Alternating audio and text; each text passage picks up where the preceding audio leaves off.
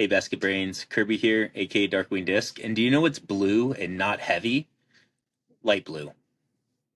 Alongside me, as always, is the fairway finder himself, Ali DePina. And sad news, Roxy left him this week because of his obsession with pasta. You could say he's kind of lonely. Welcome to episode 82 of the KO Disc Golf Show. Episode 82 is the Magneton episode. Famous players to wear the number 82. We got Jason Witten. From the Red Sox, we have Johnny Lazor. There has never been a Mariner to wear the number 82. And Ollie, hit us with the Giants. Gonna have to go with Super Bowl champion wide receiver Mario Manningham to wear the number 82. Also gonna have to shout out current number 82 Daniel Bellinger, our tight end. Kind of does it all. So shout out those two guys. Sweet. All right, KO question of the week. Comment your answers down below, and Ollie and I will answer this at the end of the episode. But which would you rather fight? Would you rather fight a duck the size of a horse, or would you rather fight 10 horses that are the size of ducks? Comment down below why you'd rather fight which one. Ollie, how you doing, man? How's it going? Doing well. um, yeah, just had a good Hall weekend, and now I'm kind of at the point where the sun's setting at 4:49, which is insane, and Mm-hmm. so kind of transitioning to those darker months, which is always interesting, and yeah, no, and it was Halloween was fun, and then it's kind of chilling out now, and it feels like it's chilling out, which is good, and yeah, Nice. Yeah, it was. I mean, we're still closing the store at 6 during the weekdays. that's So good. that last hour of the store being open and is just dark outside is a little like, oh man. So I think I'm gonna keep the hours here for now, but I might end up changing them a little bit just because that last hour is getting real. It's getting real lonely around here. Um, yeah, Halloween weekend. You and Roxy came over to the place. That was super cool having we kind of just had like a handful of people over. You and Roxy. We had Chuck, the fucking goat, Chuck Knudsen, um, Don Orty, and then Ellie had a couple of her friends come over, Daniel and his partner. And it was real cool. I didn't know this about Daniel, and it's something we got like way into talking about after you left. Hmm. But Daniel's a big Pokemon fan, so Oh, we got real into like the new game and stuff like that. And he has very similar opinions that you do about the new game. Where I was like, I don't know, dude, I'm playing it and kind of just like having fun. So that's good to uh, hear. it was kind of fun, like just kind of like chatting with him about that kind of stuff. So I've never really gotten to interact with him in like a like real social setting. It's always been just kind of like this more like kind of professional, like he's like kind of working kind of sense. So it was cool just kind of getting to like hang out with him. But Halloween's always like one of my favorite holidays, and it's for the last few years. Ellie and I have just done the same thing where we just well like make some food or something, and then we have a like a big cotton candy maker, and we just go out on the porch and make cotton candy for all the kids, and it's so much fun. I mean, like you saw it, you know, Yeah, it's so much fun like having the yeah, like how many kids that came up and were just like, "Oh, this is my favorite house, guys!" Like so excited knowing they went there years before, and like so many little kids, like not even really talking, just like kind of already had a program where they wanted to go and what they wanted. So it was cool. Yeah, it was really fun. Later in the night, there was a girl who came up and she goes, "Okay, check it out. I've already gotten a cotton candy, but this is my friend, and she really needs to get one, and she hasn't had one yet." And we're like, "That's so funny of you." Like, you know, their friends are bringing them over and that kind of thing. So it's really, I mean, it's one of those things that we enjoy doing it every year, and it's cool that we're now known as that house in the neighborhood, and people look forward to it every year. So, yeah, really fun for us. Saturday was par for the corpse. I'm gonna get more into that later, but oh boy, that was a heck of a day, man. So exhausting. I didn't even play in the tournament, and it just absolutely kind of kicked my butt. And Discmania's doing mystery boxes. Hmm. They're changing the way they're doing mystery boxes this year. I think it's kind of cool, where they're taking out a lot of the fillers, so that from what I understand, there's going to be less like misprints and X outs. And it's going to be more just like the good stuff. And then seems like they're also doing curated boxes as well. Like I know Gannon was talking about doing like an all beginners box where everything's going to be like really understable, high glide. Um, I think I heard about a glow box or something like that as well. So Hmm. pretty interesting. I think that's a really, really good way to go about it is to have a couple of different options for the mystery boxes. So pretty cool. Um, this was kind of funny. You know what? Go to Ollie and I were talking about this before the show, and we want everybody to go to the Go Throw YouTube page. Take a second, go there, come right back. But go to the Go Throw YouTube page, go to their most recent video, and just kind of throw a comment underneath there and ask like, when does the kayak beat the pros? We want to see our boy Ollie on their YouTube channel. Ollie took all of the pros, Gossage, Callaway. He took them like the majority of that course for them to actually gain the stroke advantage on him to kind of take the lead. So we want to see Ollie on Go Throw. If I you want to want know to what see they Ollie on Go, used. Yeah, like yeah, I like want to watch it. Like I'm like this was cool for yes, me, and it's like it's been a long time. we want to see it. So go to their YouTube, comment below, comment, and just say, When you know, was the go where's that throw? kayak video at? I've already done mine. You'll go on there and you'll see my comment on there. So yeah, go check it out though. It's That was May 24th, and it is November 4th. it's crazy. Didn't they tell you in 1 month in like August that they were gonna Yeah, come out? but it's So okay. I understand, yeah, I'm yeah, just yeah. excited, So go drop that comment. Let's get the video out there. We want it. We want We it all the want it. same. Um, yeah, we'll get right into the final baseball check-in of the year. It's gonna be a pretty quick episode. There's really not too much. It's off-season vibes through and through. So, yeah, We're baseball cooking up some check-in other stuff for the off season that will be exciting. So yeah, just be ready for that. But yeah, a little shorter one today. for sure.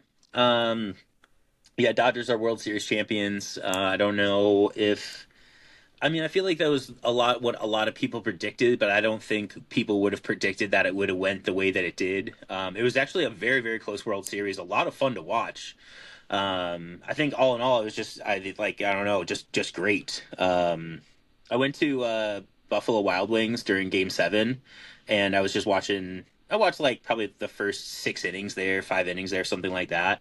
Um, and there was this lady at the bar, and it is just one of the things that I really it's this time of year that I always kind of hate this version of this fan. And this lady was sitting there and she wanted everybody in the bar around her to know that she was a really big fan of the Dodgers. So like every pitch, she's like, "Oh, yes.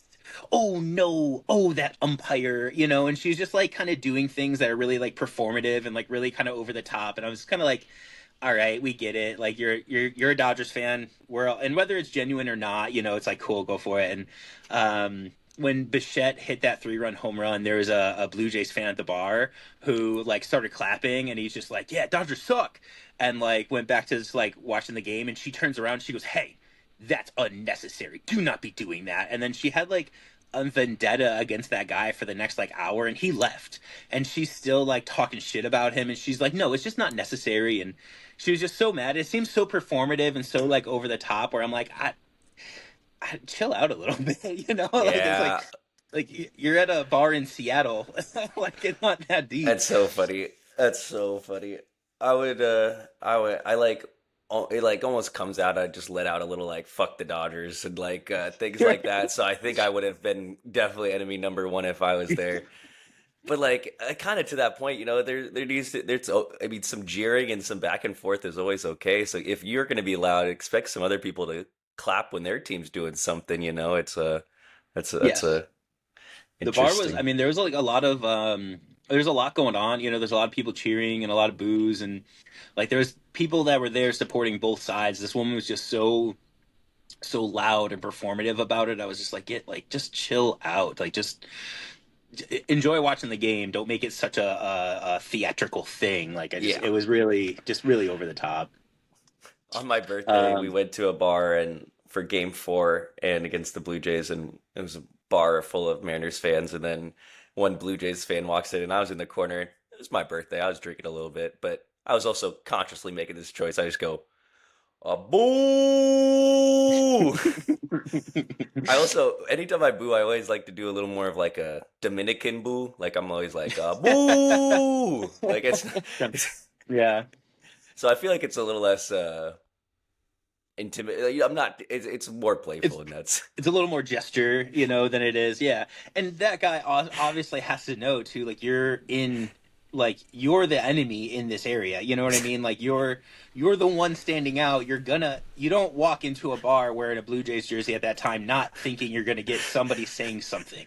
Everyone was being so nice though. I had a bunch of like people at the bar turn around and like look to see who did it. And I mean, I'm in a group of my friends, and I kind of just went. So like obviously they know it's me, but I just think it's so funny. Yeah.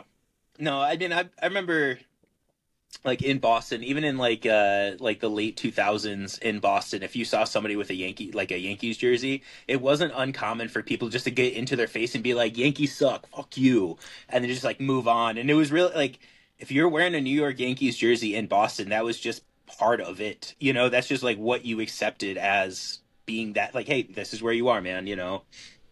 Yeah, it's really I kind of love a little bit of like passion though, like that fire. I'd like to see a little more like I don't know, could the Blue Jays and the Mariners actually have a decent rivalry where the two fan bases start to dislike each other and the teams start to dislike each other?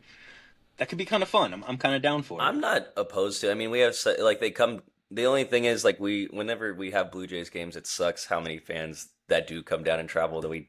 Oh, it like what my friend was saying is like it would be horrible if they had that championship above our heads for the whole next season, basically if they win. Hmm. And that's why he was saying he didn't want them to win, and I was like, yeah, but like I was watching videos of like Blue Jays fans and then like Dodgers fans, and then there's like the Dodgers are like, yeah, we're gonna go into Toronto, fuck Toronto, beat them. And then it was like the Canadians fan, and they're like this little like couple, and they're like, it sucks that someone has to lose, it's just like Hmm. we gotta play the game, but they're a great team and they're gonna be here for a while, so it's I'm just gonna root for the Blue Jays and hopefully we bring They it seem home. like good people, and And I'm just like, why are we like hating them that I'm like the yeah. Canadian hate has seemed a little forced to me in that sense where I was like, what I don't hate these people. Like I'm gonna push it. I'm gonna push it even more. Yeah, Mariners fans, like Blue Jays fans, have talked all this crap about Mariners fans. Mariners and Blue Jays. You need to start. You know, what if like does it take one more year? Like, let's say the Mariners and the Blue Jays get back to that ALCS next year, and there's a pitch up and in that kind of like gets a guy off his feet. You know, does that spark something going forward? And if it does, like I don't know, is that better for baseball? Is that better for Mariners baseball there'd long have to be an term? incident, something like that. Like it had to be something when we wouldn't just have to face them again. I mean, there probably would be something if we face them again, but Hmm. I gotta say that who is it? Rojas or whoever the player was that threw his hand at the ball to like intentionally get hit and then to get hit Andres the next. Jimenez.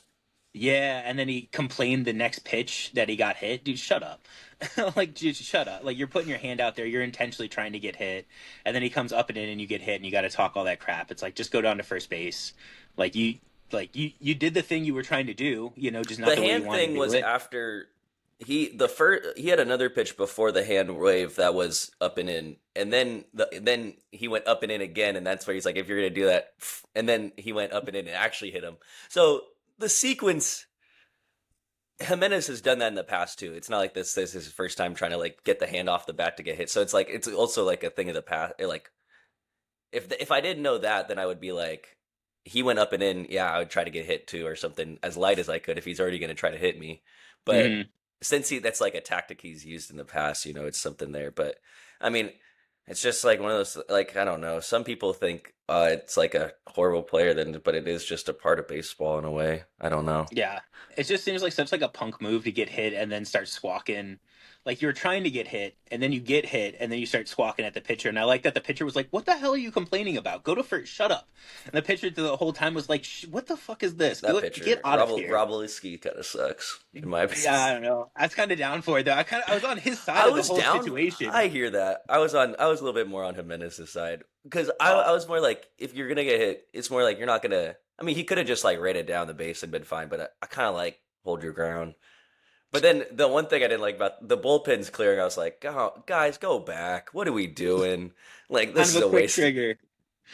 Go back. The bullpens aren't Yeah, doing it. Yeah, let's all run in together. Why don't you just fight in the yeah, bullpens? yeah, yeah. Congratulations, you guys! Turn around, run back. It's like what what if that?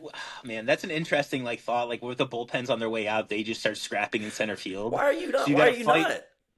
You got to fight in center field. You got to fight at home plate. Umpires are like, people are dying tonight. I don't know. I got nothing. I think it would become a strategy where I'd send like five guys in my bullpen to be like a human shield while everyone else runs to join the fight. And then so there's like five guys fighting the entire bullpen while the other five are joining the big fight. And then it's like, we Hmm. win. We're in the fight. You're trying to divine and conquer. That's funny. I Yeah. wonder if that's something. I doubt this, but I wonder if that's something that some teams are like, okay, so like when we get into a fight tonight, we want you guys here, you guys there, you guys take this guy. Like you think if you're going to get into a fight with like the Yankees, like who's going and going toe to toe with Aaron Judge? Like, have fun with that one.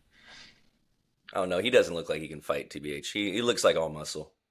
You He's can be just strong. You huge, can though. be strong and big. You can be strong and big and not know how to fight. I've seen it a plethora of times. I'm just saying. Dude, I feel like he's so big he can probably grab who's that crappy shortstop that they had? Just grab him by the ankles and Volpe and just start swinging him around like a giant like baton like a big club. I think that's decent damage. I don't want to talk about the Um, Yankees. We're gonna. I was gonna say something. I was like, I don't even want to waste my breath right now.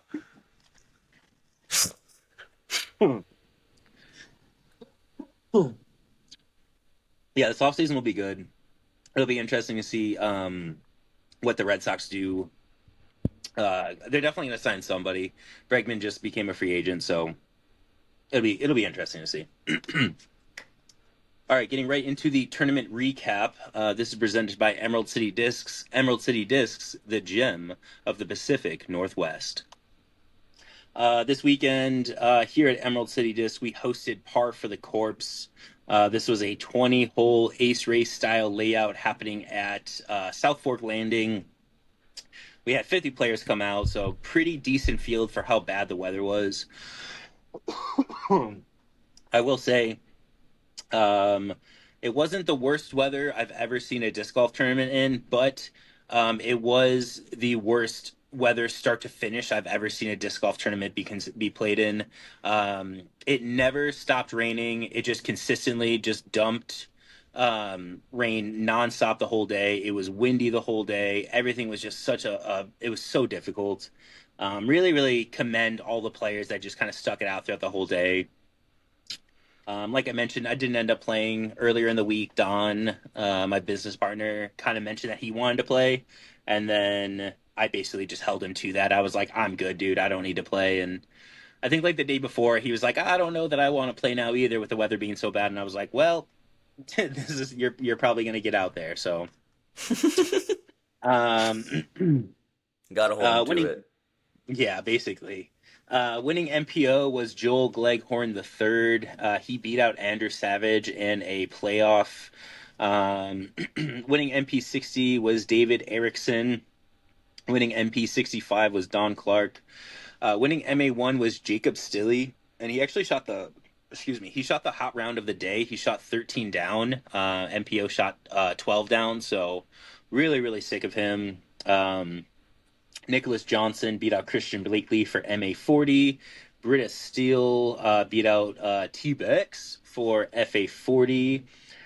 Fraser Stanton won MA50. The fucking GOAT. Chuck Knudsen won MA60. Austin Myers won MA2. Michael Go won MA3 over Zach Johns. Kurt Summers won MA4 over Adrian Fernandez. He beat him in a playoff. And Kylie Fernandez won FA4. Um, this was one of those days where it seemed like anything that could have gone wrong was going to go wrong. Like I said, just dumping rain so hard. So we get players, their player packs. People are out on the course. They're probably about 6, 8 holes in, and I'm sitting in my car and I'm filling out script cards, right? So, like I mentioned, whole course is basically flooded. So people are teeing off. I let people tee off anywhere around the tee pads that we made. So that's already kind of a mess. So I'm sitting in my car and I'm doing script cards and I'm writing them out and I have dry paper and I'm doing the cards and I look out on the field and there's this giant red thing in the field and I'm like, what the fuck is that? And I kind of like I'm like looking at it and I go down to do a script card and I look back up and I realize that it's the tent and the tent has taken off and it's tumbling and I'm like, oh no. So I have to like grab and I'm like I took my jacket off and and I'm like trying to warm up in the car. So I was like, oh crap. So I'm like trying to find my jacket. I'm trying not to like destroy the script cards that I've just written on in pen that are gonna get all wet. So I'm like doing all this stuff. I end up just kind of like making a total mess in the car. Like I knocked the TD box over, so that spilled on the floor of my passenger seat. I get out, throw my jacket on. I run out there, and Jacob Stilley and I like just drag the tent back to the area, and it had flipped over, and one of the legs had completely bent, and when it bent, it like took the tent, and the tent went like that, and kind of like turned on itself. Hmm. So it was all kinds of just mangled up, and it was just such a mess. So it's still downpouring rain. Now the tent is completely destroyed. And I'm just kind of standing there like in the rain, just like looking at it. And I'm just like, I don't even know what to do with this thing. And after about, I don't know, 40 minutes of me trying to like move it around to the point where maybe I could like collapse it or something like that, I was like, I can't, it literally won't do it. It won't move. I can't Mm. finagle this thing at all. Like, I think I just have to like destroy it. I was like, I think I just got to start like breaking this thing down so we can get it in the van, and then I could just recycle it or something like that later. And I'm looking at it, and I'm just like, this is gonna suck. I don't even know how I'm gonna go about this. And Andrew Savage's son walks up, and he's 16, and he comes up and he's like, hey, and I'm like, what's up, dude? How you doing? He's like, I'm all right. It's cold, rain, right? And yeah. And we start talking, and I go, so looks like I'm gonna have to just like destroy this thing. And he kind of like looks at me. I go, you want to help me break some stuff? And his eyes like lit up, and he's like, yeah. So he and I went over, and we just started like snapping bars. We're just like bending them until they snap, and we literally just broke it down to the point where we could like fit it into the van. And he was so much help. But the look in his eye when I was like, hey, do you want to break something? And he was like, yes, I do. And I was like, I was a 16-year-old boy. I know that given that opportunity where it's just like do whatever. So much fun. So, really, really big shout out to the little savage because he was exactly that. He was a little savage on that thing, and it was perfect. So, really, really big help on that part. But yeah, it just was one of those days where even at the end of the round, like we had some games planned where we were gonna do like donut on a string. We were gonna do like an egg toss, and it hit a point where it's like, hey, there's no tent, we can't do donut on a string. And Michael Go actually is like, hey, do you have the donuts? I was like, yeah, you guys want donuts? And they were like, yeah, we want donuts. So I went and just grabbed the bag of I don't know, 8 donuts or whatever, and gave it to Michael Go, and they all snacked on donuts, which was awesome. Um, but yeah, it was just one of those things where like anything that was going to go wrong kind of did, and we just spent the entire day just rolling with the punches. Um, I did at one point kind of feel bad about the tee pads being where they were and the fact that some of the tee pads were just going to get flooded. And then I went and walked through the course and I looked at the regular tee pads, and those were so much worse. Okay. Like Yeah. hole five's tee pad was a pond, and there was certain like hole two's tee pad totally underwater. So it kind of hit a point where it was like it actually didn't matter like where we decided to tee off from. This entire course was going to flood. Those spots were all going to have a ton of water on them, and it was just people kind of dealing with it for the day. Um, there was no aces, which was a little disappointing. I was really hoping to see a couple of them. Um, but I think that's really just because of the weather. I did get a lot of positive feedback from the women that participated in the event. A lot of them came up to me and told me that they really enjoyed the layout and they thought it was very attackable and very fun and challenging at the same time, which made me feel really good. And Good. um, a lot of the MPO players and a lot of the high amateur players were saying that if it wasn't for the weather, there definitely would have been it would have been a lot easier to score, and would have been probably been an ace or two. So I think we did good with the layout, and I think this is the type of layout that I will dust off later in the future. Don and I were talking about maybe for the first event that we do of the year, the Say It Ain't Snow. We might do this ace run layout again for the Say It Ain't Snow, just because we still have this massive ace Yeah. spot for South Fork, so why not try to get somebody to cash it in? And like I said, it's a real easy layout to set up. So All right. Also happening this week or this past weekend was the Woodland Creek Classic 13 presented by Innova. This was ran by Mark Hill. 13 years of the same event. So impressive. Well done, Mark. Really, really awesome. Winning MPO was Tyler Schrock. He shot 12 down. He beat out Brian Johnson and Trey Carter. Coming in second and third. Winning MP50, we had Ming Vang beating out Jerry Randall and Dan Lilly. FP60 was won by Christine Hustis. MP70 was won by David Wilkins. MA1 was won by Taylor Livingston. MA40 by Chris Johnson. MA50 was won by Bruce Sweeney Weaver. MA60 by Jim Hansen. MA2 by Nikolai Poppin Chambers. That's a sick name. MA3 was won by Hayden Lang over Jonathan Collins and Barrett Miller. So congratulations to all the winners out at Woodland Creek Classic. That's awesome. Probably, I imagine we're at the time of the year where this is everybody's last event or a lot of people's last events.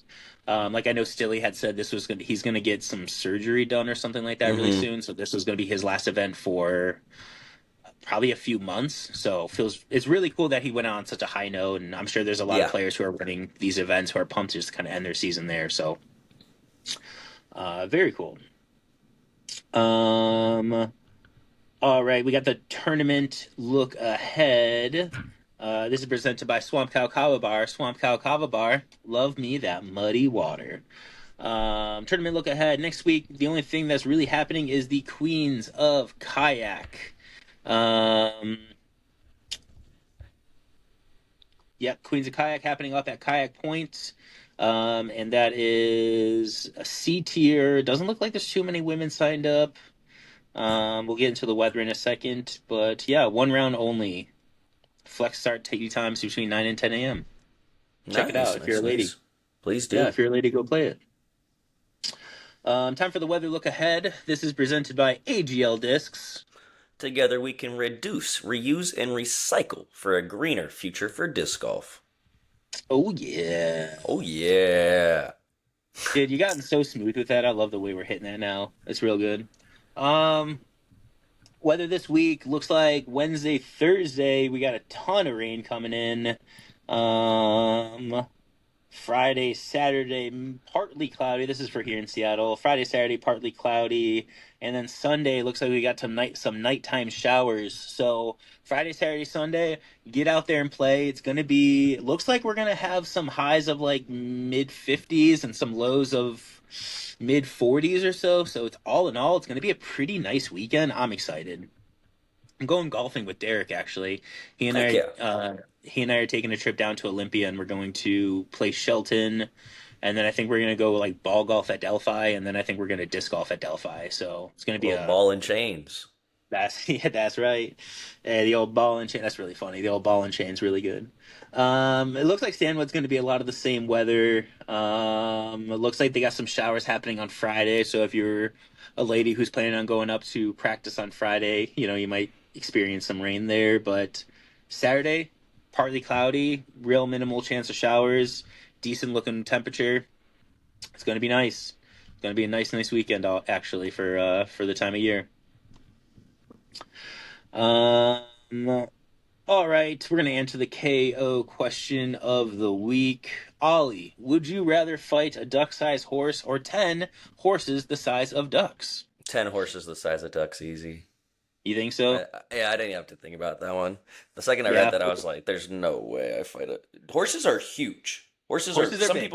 some people I don't even think realize like, or maybe they just like see them so much in media because I feel like media and like video games portrays horses as not that big, but then like when you Hmm. see a fucking horse, a real big horse in real life, like a workhorse, they're Yeah, huge. So it's like like 1,500 pounds. Yeah. yeah, and then the sizes of a duck. Ducks are kind of scary small. 10 ducks are kind of scary. 10 ducks are probably scarier than 10 horses. 10 horses are like little. That'd be really really cute. I kind of do agree that like I feel like seeing 10 horses the size of ducks would be pretty sick, but I kind of think about them like biting Were and they gonna kicking you. headbutt me? Yeah, but Dude, imagine a a horse, giant a horse. duck going like this with his wings flying at you, like how ducks do. Like imagine just that, but like a 1,500 pound duck. That's like huge. Jesus Yeah. Christ, dude. All right, horse facts for you. Horse. Typical adult horses weigh anywhere between 900 and 2,200 pounds. A 2,200 pound duck would be fucking awesome, dude. He just That would flies be at you and so he's like, cool. "Ah," and I'm like, oh yeah, dude, Yeah. I'm dead. No, you're just so many more deaths from ducks. So many more deaths Yo. from ducks. All right. This I actually I does would kind of seem like a yeah. I ain't gonna lie, I I'm don't know. killing 10. I could body 10 baby horses or like mini horses. I'm not gonna lie to you, bro. That's what I'm saying. It's like, what is the challenge there? Nothing. That's fair. I think that is the right answer. Yeah, because now that I realize that a horse can be 2,200 pounds, that's incredible. Like how much does a duck weigh? All right. Ducks are, yeah, bro. I drop kicking those horses, bro. Uh, so like a mallard duck weighs anywhere from like 1.5 to 3.5 pounds. That's not Yeah, even dog. I'm close. drop kicking those horses. I'm Yeah, sorry. no. I'm just one at a time. Just get like kicking them so I don't far. even think one at a time. I think you could do like one giant loaded up kick and get like all 10 in the air. Like, What would be that would be pretty sick. And it's just like yeah, just like raining horse or ducks. they're coming at you and you do like the kick that's like, woo, and you get Yeah, like I all think of them. That'd be cool too. you'd But like you'd either have to way, like it'd be minimal effort to me, honestly. like What are sweep they the gonna? leg. Yeah, yeah. They come up and bite me. They're 3 pounds. I just grab them by the mouth, close it, take it. Bah, bah, bah. I'm winning. Grab I'm gonna them look by like the Hulk mane. to them, bro. That's all. Yeah, It's that's also horrible. true. What do you think? Because like we have, I don't know, like it's pretty acceptable to eat duck. Do you think if horses were the size of ducks, it would be really acceptable to eat horse? Sure. What do you think? You think it would be good? No, they're so muscular. Like the big one. I mean, it depends on the thing. I just the muscle and that's why like cows are so good because they're not. I mean, some cows are ripped, but like the fatty like big Oh cows and those yeah. the cuts of meat are like bellies and stuff. Or like a horse belly might be good, but like every other part of the meat's gonna be like like probably so strong. Hmm. But that's the only thing I don't know. I do think I actually now that you say that, I'm I not do eating believe the horse horse. meat probably be really tough. I wouldn't eat like a big horse, but if horses were the size of ducks and you could just like mass produce them, I don't know, maybe I don't know. That question got way off. We're gonna ran. I don't know, whatever. I This is liked off it. season talk. Yeah, this is where we're at now. So all right, time to wrap up the show. We're gonna do the draft for this week. This week is the green dye number 3 draft. Basically just green foods or foods with green dye in them. Ollie, go ahead and take the first pick, bro. Can't believe you gave it to me. This isn't just because one, it's green and has the green dye, but two, it's a power pick. Give me the that sexy green M&M. Sorry. Yeah, I had peanut M&Ms on my list, so yep. And the green one is by far the sexiest, and without a doubt. So yeah. Look at her. She was meant to be seductive. I think That's she my actually got 101. banned. I think she legitimately got banned, like in certain areas, because they were like, "Nah, you're tempting. You're tempting the youth with that with those curves." Yeah. The curve. I don't know curves, but curve. um, I'm gonna go with one of my favorite candies, and is gonna be the green apple sour punch straws. Okay, Those are okay. so good. And then for my second pick, this is another one that I think a lot more people are going to relate to it than I maybe I realize. But the Asian, those little like guava flavored like hard candies, Oh, for the little sure, Asian for sure. candies. Yeah, those are so good. So little Asian guava hard candy. I got a green M&M, and then I'm gonna get the green apple Skittle, my favorite. Oh I my had gosh. Skittles. I had Skittles Skittles and too. M&Ms. I'm Shit, loving dude, this right now. my list is getting thin real quick. And I get another pick, Yeah. Give me the Lucky Charms Lucky Marshmallow, the actual Lucky Charms green marshmallow with the Lucky Clover hat. Yeah, Cinema. I'm killing it. I'm three that's a for huge three. one. That's another really good one.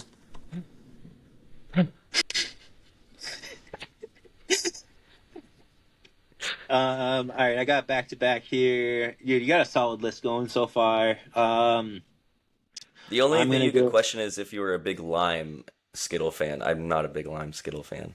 Oh, see, I am a big Lime Skittle fan, but I don't know. I'm good with either, really. But yeah, I'm gonna go with you. So you saw this at the house the other night. I'm gonna go with that lime syrup. Yeah. It's like little backstory. Ellie and I, sometime this summer, bought one of those like frozen makers, like slushy makers, and we just been putting like lemonade in there and making frozen slushy lemonade. So good.